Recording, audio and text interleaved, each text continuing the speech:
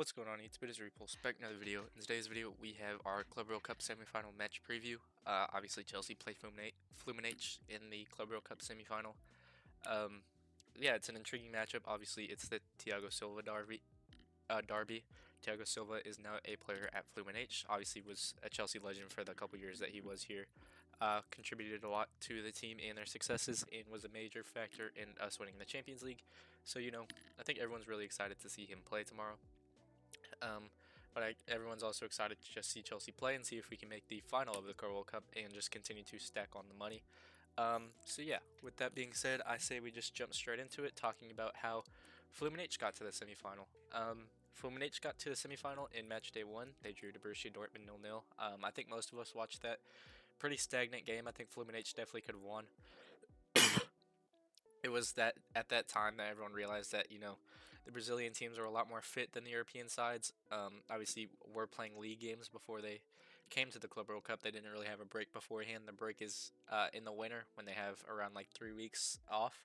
So they're playing games in the summer already. They came to the tournament, started looking good. Obviously, Palmeiras drew with Porto. Flamengo beat us. Fluminense drew to Dortmund 0-0 in a game they should have won, and Fluminense also should have, or not Fluminense, Palmeiras should have also beat Porto. So all the Brazilian sides were playing well against the European sides, as well as Botafogo beating PSG in that shock result. It was one of those cases where the Brazilian teams looked a lot more fit, and they were able to pull off a 0-0 draw against Borussia Dortmund, which is a great result for them. In match day 2, they went down 2-0 to Ulsan, the team from Thailand, somewhere in Asia. I don't remember exactly what country. Thailand, somewhere around there. I can actually look it up on my phone. Give me 2 seconds and I will get back to you. Where is Ulsan HD? Oh, Ulsan, South Korea, excuse me. I guess the other Asian team was from Thailand or something like that. Oh no, it was the Red Diamonds that was from Japan, so I was completely wrong. I don't know why I was thinking Thailand. They're from Ulsan, South Korea, so they're South Korean. They went up 2-0 against Fluminense, and then obviously Fluminense came back and won that game 4-2, scoring 4 goals in a row, all unanswered. They equalized, made it 2-2, and then pretty much took control the rest of the game and went 3-2 up, and then scored I think at the very end to go 4-2 up. Don't recall though. And then in match day 3, they drew 0-0 to Mamelodi Sundowns. This result pretty much just guaranteed they got out the group. They pretty much played defensive the whole game. Mamelodi Sundowns definitely had opportunities to win that game. They were able to play their flair style football to get them behind, had a glorious chance, and they also had a goal ruled out due to offside, I believe. But Fluminense really controlled the game. Were able to get through, which saw them match up with Inter, who won their group, I believe, or maybe got second. I don't know. I think Inter won their group, and then Fluminense got second in theirs, or it could be the other way around. But either Fluminense or Inter got first to second. It doesn't really matter. And it caused them to match up. Fluminense beat Inter Milan 2-0. Obviously scored in the 3rd minute. With Jan Sommer making a huge mistake there. And then the second goal came in the 90+2, 90+3. It was a shot from the left side of the box to the bottom right corner, or right side of the box to the bottom left corner. It was one of those that, just keeper couldn't really save. It was a great shot. I think it was John Arias that shot it, which saw Fluminense go to the other round. It was a really impressive performance, but then again, I've said it multiple times, I'm not that high on Inter Milan. I don't know if their new manager really has the greatest ideas. But again, it was his first tournament as manager, so it's hard to really implement your ideas in a couple games in a serious tournament like this. And obviously, with the experience Fluminense have, they were able to just see out the result the entire game, and they saw them beaten. I think their best win is against Al Hilal, who just beat Man City 4-3. They beat them 2-1. I think scored the first goal, and then Al Hilal equalized with Marcus Leonardo, and then shortly after, Fluminense went 2-1 up in the 70th minute and just saw the game out. But Al Hilal should have had a penalty when Koulibaly got thrown down in the box, but VAR didn't review it, so it saw Fluminense go through. So yeah, that means that they are now in the semifinal where they match up with us. Other notes on Fluminense: they're very experienced. Have a 44-year-old goalkeeper, have a 40-year-old center back in Thiago Silva that we all know and love. and have a dynamic attacking option in Arias. I think he's Colombian or Ecuadorian, one of the two. But yeah, very dynamic with the ball at his feet. Gets into those channels, grows into the game really well. But Fluminense are one of the most experienced sides in this tournament. I think average age of like 30 something. When Chelsea are at like 23 or something like that. So obviously it's the contrary to Chelsea. They're the most experienced side, or not even experienced, but oldest side at the tournament, and we're the youngest side at the at this tournament. Excuse me.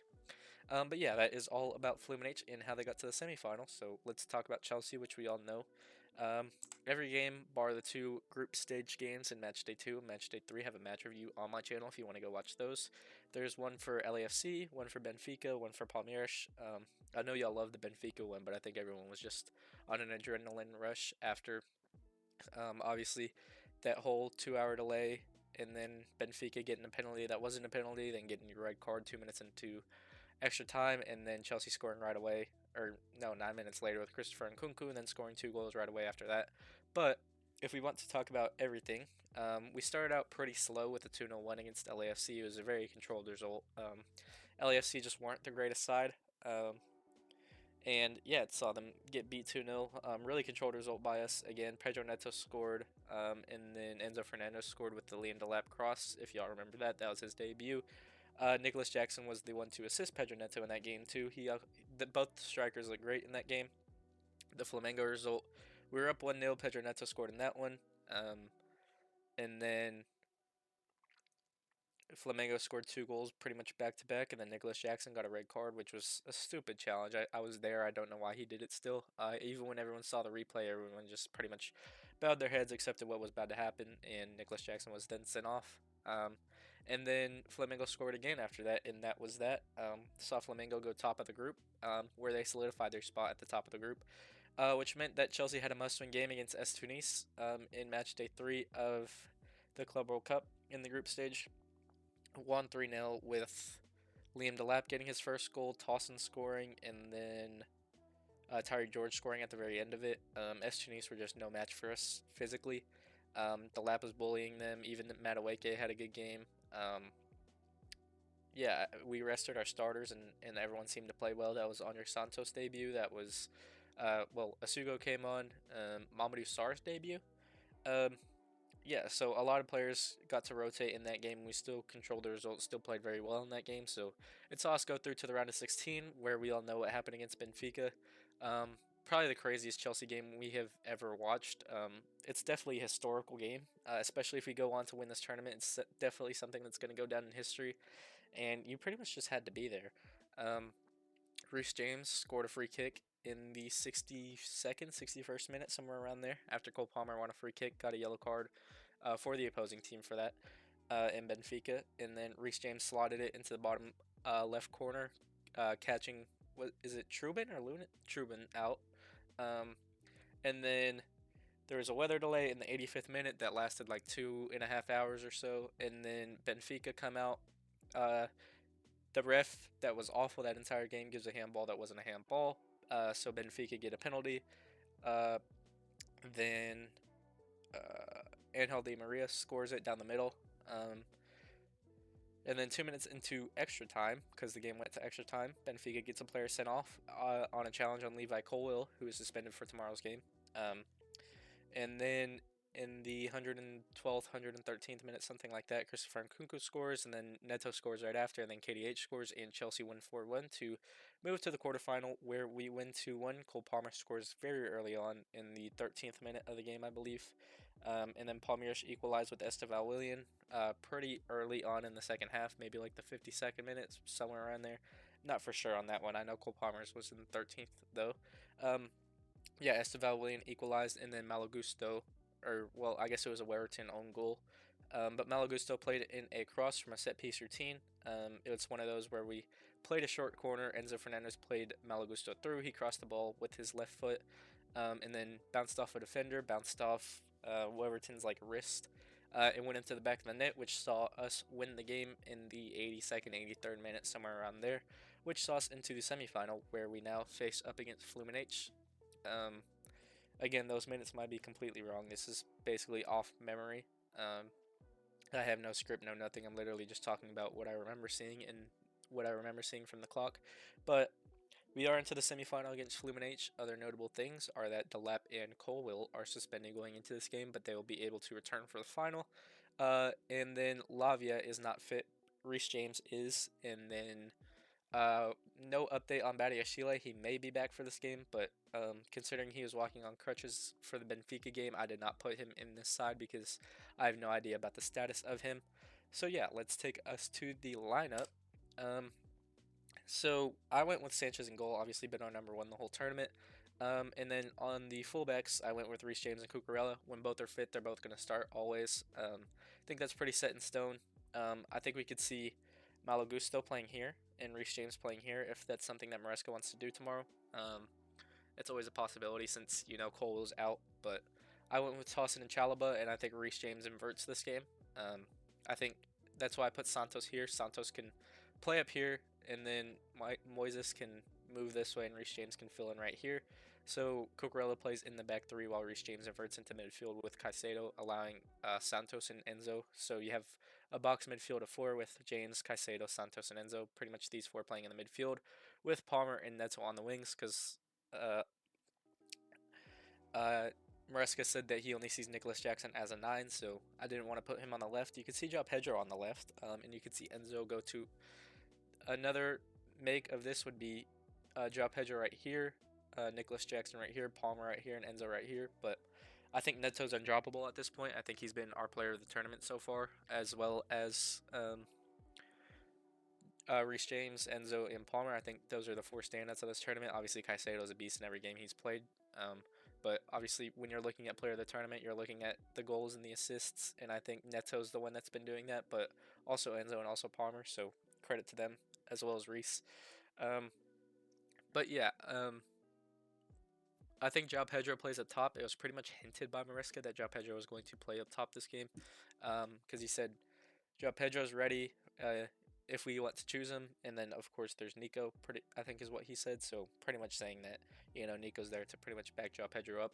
He said he sees João Pedro as a 10, as a left winger, and then as a striker. He could play in either of those three positions. And for Nico, he said he only sees him as a 9.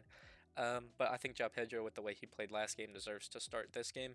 Obviously, if he's fit enough to play the entire game, but he can also be subbed off for Nico after 60 or 50 minutes without an issue. And then, yeah, I think that's pretty much it. Palmer plays on the left wing. He can pretty much drift inside this pocket if you want Cucurella playing in there, and this being the back three. But in this case, I would want Badiashile to be fit to play in that left center back position, and I would put Tossin right here in the central center half position to make the back three of Badiashile, Tossin, and Reece James. That's if Badiashile's fit. I really don't know if he is. If he is, I expect him to start though. I expect Chalaba to drop out the team for Badiashile, and allowing Cucurella to bomb up this way to let Cole Palmer drift inside, and then Santos and Caicedo can play a pivot with Enzo and Palmer playing in those central advanced spots with Neto bombing down that wing and forming that 4-2-2 or 3-2-3-2 kind of thing that Maresca has been working with. So yeah, that's the Chelsea lineup. If there's anyone else that you think starting, let me know down in the comments, and I'll tell you what I think about them starting in tomorrow's game or not. But let's move on to the score prediction, where I have Chelsea to win 2-0. Last game I had a 3-0 win for Chelsea, and I said Cole Palmer would score a brace and Neto would score. Didn't happen. Cole Palmer scored, and then there was an own goal. So at least I got the Cole Palmer goal right. In this game, let's go with a João Pedro goal, and let's go with the Cole Palmer goal again. I say Cole Palmer finds another pocket like he did against Palmeiras and scores a goal. That goal reminded me of the goal against Fulham, and I think Cole Palmer's going to find a space, and he's going to shoot it near post, and that 44-year-old goalkeeper is not going to be able to do anything about that. And then I think João Pedro does find the back of the net in this game, or at least assists. If it's not João Pedro scoring, I expect Enzo Fernandez to score. But I expect João Pedro to get at least a goal or an assist tomorrow for Chelsea to win 2-0 and send Thiago Silva and his teammates packing back to Brazil and making the final of the Club World Cup, which I actually predicted in my prediction video, but I obviously did not have Chelsea going through this road. I had Chelsea winning the final, just out of personal bias, but it's a real possibility now, so let's just see what happens. But yeah, that is everything. If you did enjoy this video, please be sure to like and subscribe. And a match review will be out tomorrow. There was not much news today, so didn't really want to post that. Just wanted to post the match preview because didn't think there was enough content for me to make an entire video out of and just elongate news for no reason. So that's why there wasn't one today, but there will definitely be one tomorrow if there is. If not, there's definitely a video coming out with the match review. Hopefully, seeing us make the final of Club World Cup, which I may attend, may not. Yeah, gotta figure out that situation if we win tomorrow, obviously. But yeah, definitely a video tomorrow for the match review. Potentially a news video as well. See if we can stack up things from both days to see if it's enough to make a video out of. If not, news will return um, on Wednesday when Madrid play PSG in the semifinal. And maybe I do a review and preview of that as well. But yeah, thank you so much for watching. If you did enjoy this video, please be sure to like and subscribe. And as always, it's Repulse, and I'm out. Peace.